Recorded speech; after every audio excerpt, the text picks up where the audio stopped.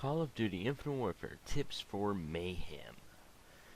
Anyway, Mayhem is a new game mode for Call of Duty, which basically persistence for everyone. You can get the highest streak of the game easy because all of your points, no matter what streaks you have, are carried over. Now that's one pretty cool thing, but be careful. When you go into about halfway in the match, stuff is gonna get crazy. Like, you won't be able to deploy your warden, like, at all. Like, maybe one time and that's probably it. Like, you'll get multiple wardens, but you can't deploy them because everybody else has a warden. And they deploy theirs. And you don't have room in the air. So, yeah. Other than that, it's also a pretty good place to test out all these new, what does he call them? Score streak variants. Yeah, I know, it sounds weird. Because, well, they always have to make more money on supply drops.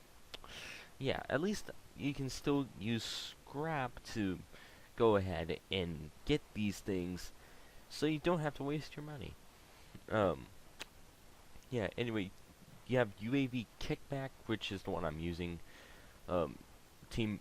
Teamwork, which basically gives you more points. Hey, who does not want more points? And then you have the Hydra Scorchers, which basically it separates all three planes so you can do a different pattern than just a straight line. And that really it can be in handy, but then also can be a setback because then you won't be able to cover as much ground unless you're like going through multiple small hallways. Like if Nuke 3 Town was in here with the Hydra Scorchers, it'd be powerful. Other than that, the Warden gives you a free care package. The drone package just gives you higher rarity stuff. Thor has auto-locking missiles. Yes, Thor can be OP. And also it's very overpowered with the epic version is the Trinity rocket. When you deploy that thing, just spam the trigger. And you can just deploy millions and millions upon millions of missiles before the main missile, the one that you're controlling, goes down to the ground. And I'd say that is one pretty cool thing you can do, but then also not very cool on the receiving end. Well, it depends on how much buildings you actually have in the map you're playing on. Other than that, you really got to get some backup, like probably a missile launcher. I'm using the OSA here for one of the new weapons coming out, and then also for, well, the grenade launcher on the bottom, so you can do some damage to the good old score streaks. Especially since a lot of people, including me, like to run the RC8.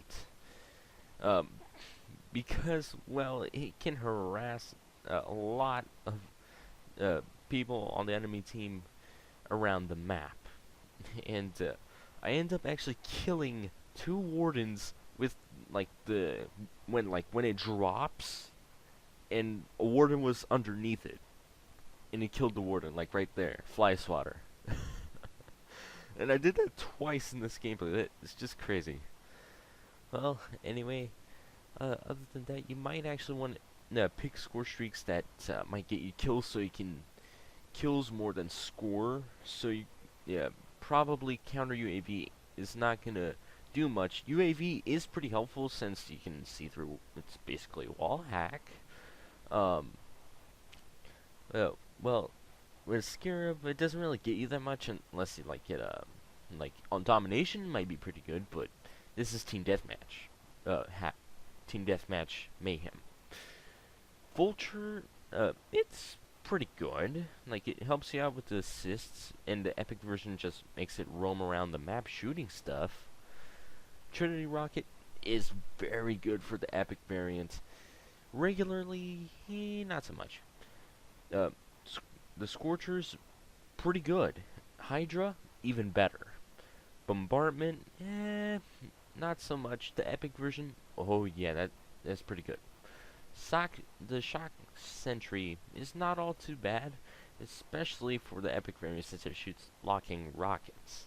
Warden depends if you want to be in the part of. Okay, am I gonna deploy my Warden now? No, I can't. Great.